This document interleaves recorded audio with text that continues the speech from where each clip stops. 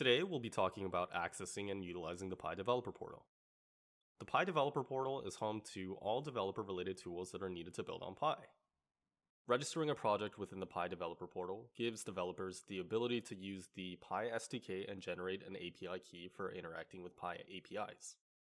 Developers can also leverage the features of the Developer Portal to test your applications on your local development environment within the Pi sandbox, which we will discuss in a little bit.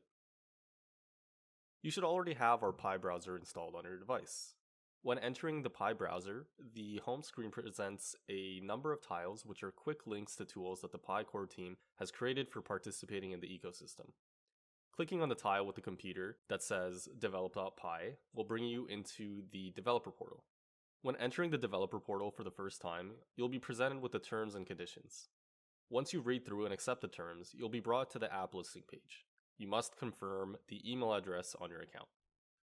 From this page, you can create your first project. Click on New App button to begin the process of registering your project. To register a new project, you must give it a name, a short description, and pick the network that your application will point to. For now, the project won't be seen by anyone, so creating a detailed description is not really necessary. App network is the network that you want your application to point towards. The choices are Pi testnet and Pi mainnet. Once you make your selection and confirm, you cannot change the network a project points to.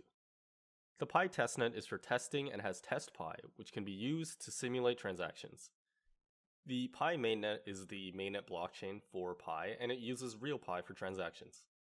It is best to develop and test your application on testnet before deploying on mainnet.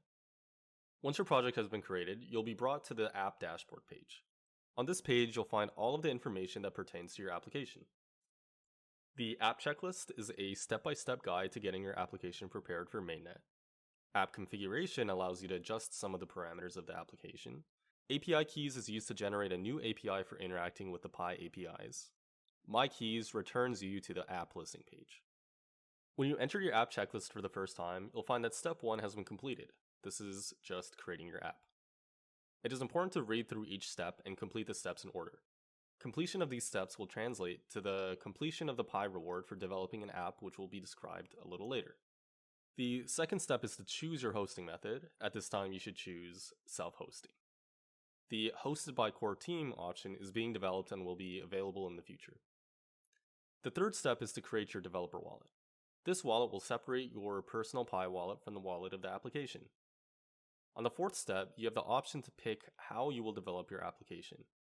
We recommend starting with the demo app code, which has been built already and is available at the link within this step. Once you have the app started, you can test the app within the Pi sandbox. The Pi sandbox is the local environment that allows you to test your application within the desktop browser of your choice. In order to access the Pi browser, your app code should have the sandbox flag set to true. Once that's done, you will enter the port that the application is running on into step 5 as the development URL. We're going to detail 2 of these steps that you should be aware of when setting up your app. Creating a developer wallet. To do this, click on the app wallet button of the app dashboard. This will bring you to the page to create a wallet. Since this is our first time creating a wallet for this app, we need to click on Generate New to create a new wallet. You will now be presented with the wallet address and seed phrase. The seed phrase is the secret key of the wallet and is used to approve transactions. It is important to not share this with anyone. The wallet address is the public address of your wallet that anyone can see and use to send Pi to your account. The last step is to update the wallet on the application to this wallet. From the drop-down menu, select the wallet you created and then click on the Update button. This will save the wallet as the wallet for the application. This will generate a sandbox URL which can be copied in step 6. Once copied, paste it into the browser of your choice and hit enter. A screen will appear with alphanumeric code on it. Open the Pi app on your mobile device and navigate to the sidebar menu and select Pi Utilities. On this page at the bottom, you'll see Authorize Sandbox at the bottom. Click on this. On this screen, you will enter the code shown in your browser and hit enter. This will log you into your application and you should now see your application displayed on the browser. You are now ready to test the functionality of the Pi SDK and to create your first Pi payment. The last 3 steps pertain to getting your app deployed to a domain and set up for access within the Pi browser. Step 7 is where you enter the desired URL for your application. This is the URL that our pioneers will access your application through within the Pi browser. On Step 8, you'll verify ownership of the domain that you entered in Step 7. You need to add a .txt file to your front end, which is hosted at the domain entered previously, and then click the Verify button. If the front end has not been deployed with the .txt file, the check will fail.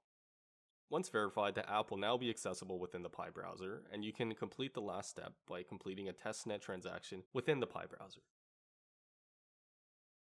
Click on the Hackathon button shown here to enter the Pi reward program, which rewards you for developing on Pi.